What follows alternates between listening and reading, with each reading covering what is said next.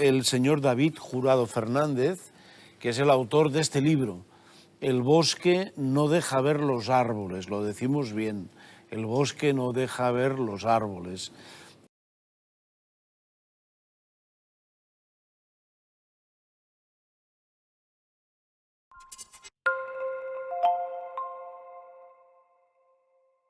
El reportaje sobre el Pera, este era su apodo en los años 80, deja una pregunta en el aire que yo llevo aquí a la mesa, y es si los adolescentes de hoy son más violentos que los de antes.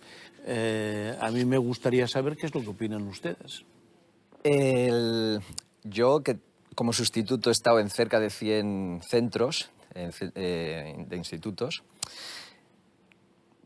no sé si confirmar, pero podría decir que esta generación es menos violenta que las anteriores. Por ejemplo, en mi colegio de primaria habría 3 o 4 peleas diarias, una siempre era mía, por cierto, y en el de secundaria, pues a lo mejor había 1 o 2 a la semana. En mis, no sé, en mis cerca de pasados 15 años de experiencia que tengo trabajando en centros educativos, te puedo decir que si hay 1 o 2 al año en cada centro, no te exagero. Con lo cual, en ese sentido, yo creo que hay menos violencia.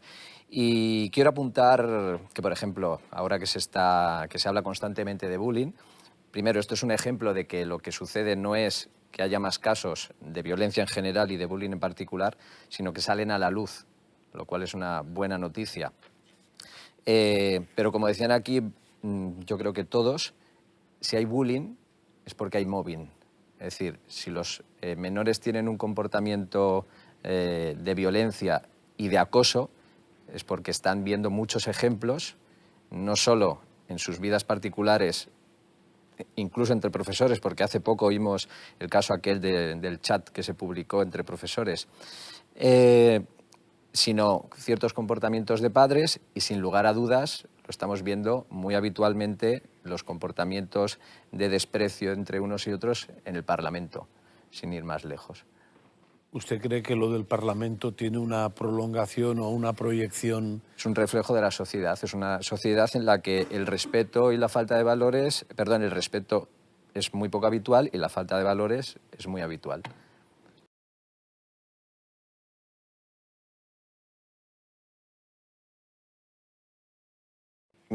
Me vienen muchas cosas a la cabeza, soy hiperactivo mental.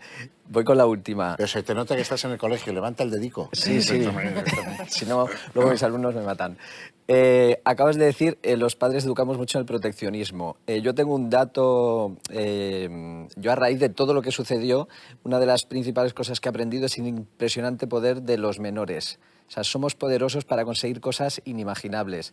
Si un menor fue capaz de hacer tambalear a una sociedad él solo en negativo con 13 años, yo empecé a pensar que nos estábamos perdiendo de cosas que son capaces de hacer en positivo.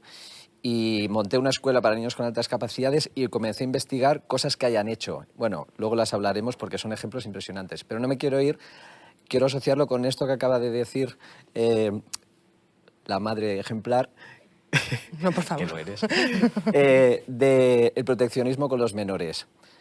En estos datos que yo he ido recopilando en esta investigación, datos así muy generales, muy superficiales posiblemente, pero muy representativos, yo diría que hay un 40% de padres que maltratan, un 40% de padres que sobreprotegen y que permiten demasiado, y solo me encuentro con un 20% de padres que, haciéndolo mejor o peor, tienen una buena intención de enfocar al niño hacia el desarrollo de esas capacidades individuales que tiene. Y voy a lo que dijo antes el compañero. En el ejemplo que ha puesto, yo ya veo ahí de la adolescente que dice que se acuesta para que su novio no se vaya con otra, yo ahí ya veo 2 cosas. Volvemos al tema de los valores. La falta de honor, el mal concepto del amor, y de esa misma situación podríamos empezar a sacar más ausencia de valores, porque parece que lo reducimos todo a respeto y convivencia. Esos son cuando se habla de educación en valores, respeto y convivencia, pero la mayoría incluso de padres no saben definir honor, no saben definir libertad, justicia, sabiduría, desapego. Pero el honor, hoy en día, cuando uno habla, vamos, yo recuerdo, mira, podríamos hacer un programa sobre el honor.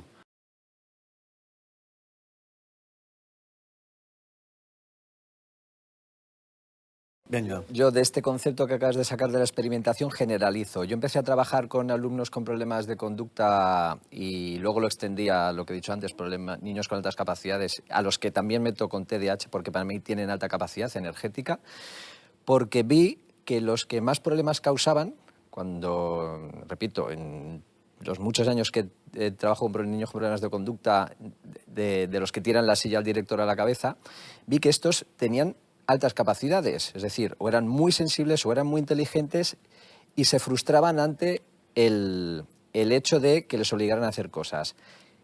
¿Qué pasa con estos? Pues que estos en gran medida, pero todos nosotros en menor medida, tenemos por naturaleza la necesidad de aventura, la necesidad de retos, la necesidad de, como ha dicho Ana, de experimentación. Esto es algo intrínseco al ser humano. Si esto se enfocara positivamente, bueno, pues tendríamos muchísimos mejores deportistas y en mayor número, tendríamos muchísimos y más científicos porque estudiar y leer también puede ser un reto para los de nivel de tensión más bajo, pero todo esto no se enfoca. Entonces, si tú no me propones nada o le sumamos otra característica habitual del ser humano que es la pereza, no es intrínseca, pero es pereza más necesidad de experimentación, me voy a lo fácil y eso es sexo, drogas, alcohol, violencia, etcétera. Es decir, cosas que me dan... Me falta el rock and roll. El rock and roll es bueno. Cosas que me satisfacen y me satisfacen esa necesidad de reto y aventura de manera inmediata y fácil.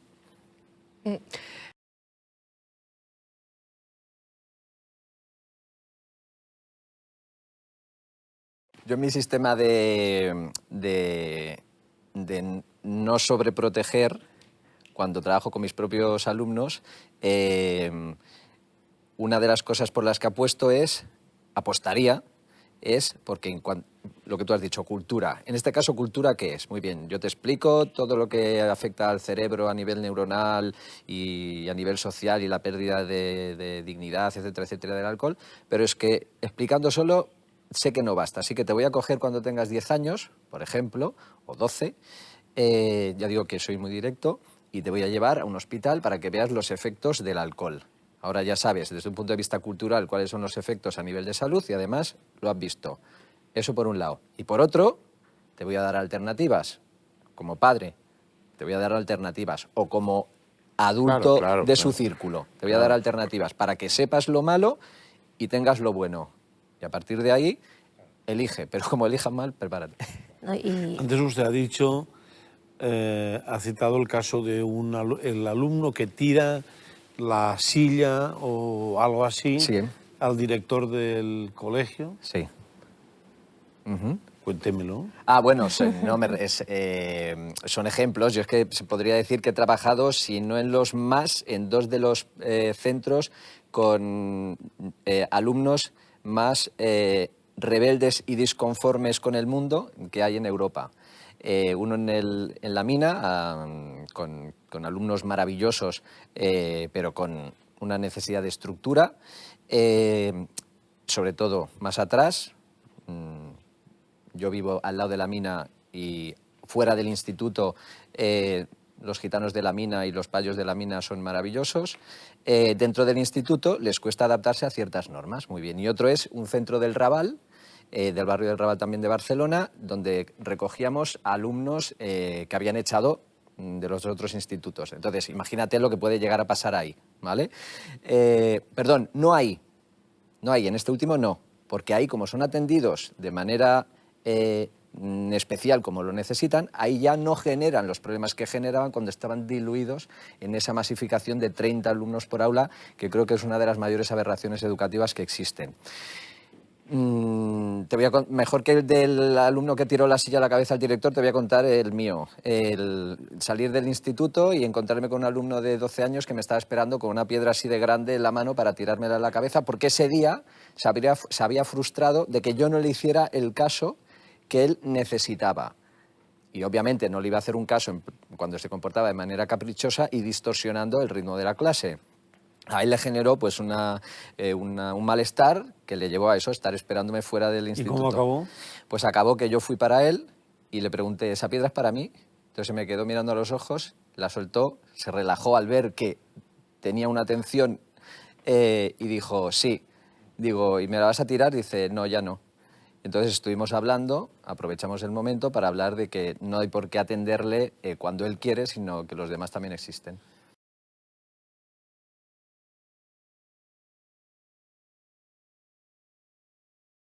A mí me gustaría hablar de la relación entre personas, de adolescentes, y las redes sociales, cómo les influyen, cómo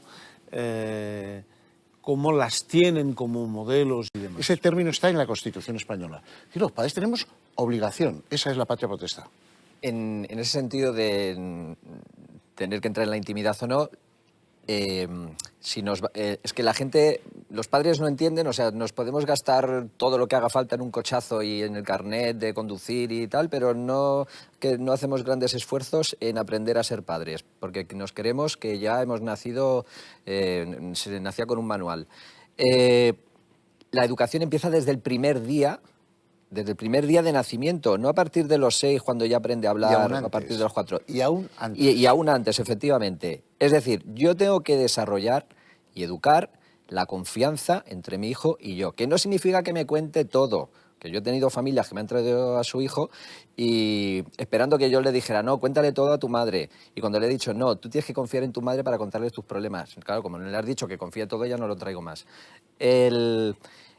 Bueno, la confianza. Después, vamos al caso en el que ya no ha habido esa confianza y entonces estamos dentro del problema dentro de Internet. No hay educación sobre Internet. La poca que podríamos llamar sucedáneo de educación es cuando la policía va a un instituto a contar las cosas gravísimas que pasan en Internet. Con lo cual los niños, los menores tienen dos respuestas. Una, yo no tengo miedo.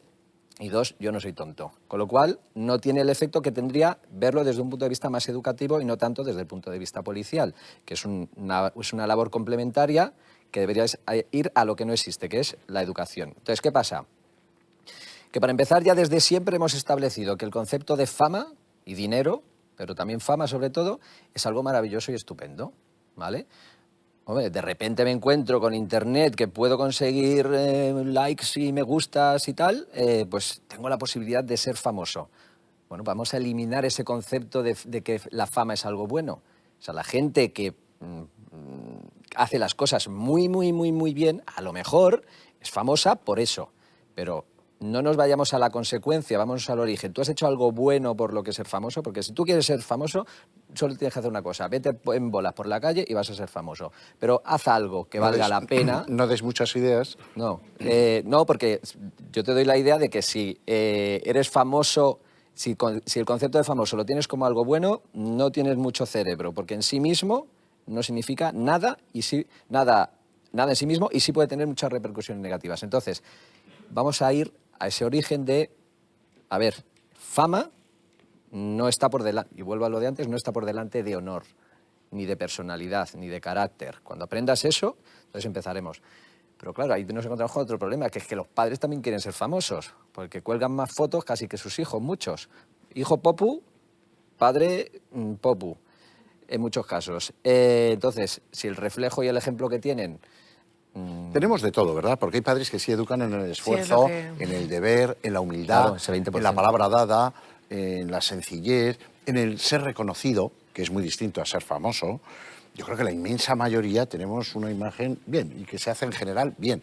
Oye, tú vas a dar una charla a padres y está lleno, los sábados. Hay muchos padres que salen a hacer senderismo con sus hijos. Ahora bien, luego hay otros que no saben, que no quieren... Y que cuesta mucho educar, y eso nos lo dirá ella. Esto de preparar lo hemos visto estas Navidades. Las buenas cenas que hemos tenido estas Navidades no fueron en microondas. Educar es el día a día, es la constancia, es dar ejemplo. Claro. Si bien el tema de la violencia, del alcohol, etcétera, etcétera, en grado máximo son minoría, yo no estoy de acuerdo en que el tema de Internet sea minoría. La gente se piensa que el gran peligro de Internet es que vas a ser víctima de un depravado o que eso es uno entre 100.000 casos. El verdadero peligro de Internet es la pérdida de personalidad que supone voy a hacerlo todo para ser reconocido. Ya, estoy de acuerdo. Y eso está, bueno, eso es un 80%.